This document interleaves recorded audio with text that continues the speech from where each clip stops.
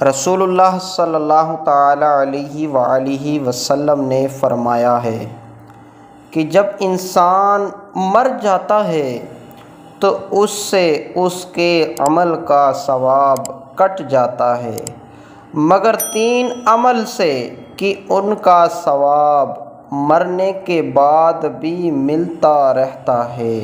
سبحان اللہ۔ آئیے سنتے وہ کون سی چیزیں ہیں۔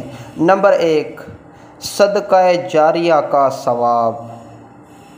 نمبر 2، یا اس علم کا ثواب جس سے لوگ فائدہ اٹھائیں۔ نمبر 3، یا نیک اولاد جو اس کے لیے دعا کرتی رہے۔ سبحان اللہ۔ صلی اللہ تعالیٰ علیہ وآلہ وسلم نے فرمایا کہ 2 چیزیں لازم کرنے والی ہے۔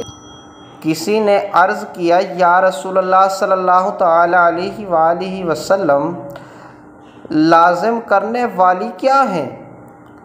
فرمایا نمبر 1، فرمایا جو اللہ کا شریک مانتا ہوا مر گیا وہ آگ میں جائے گا۔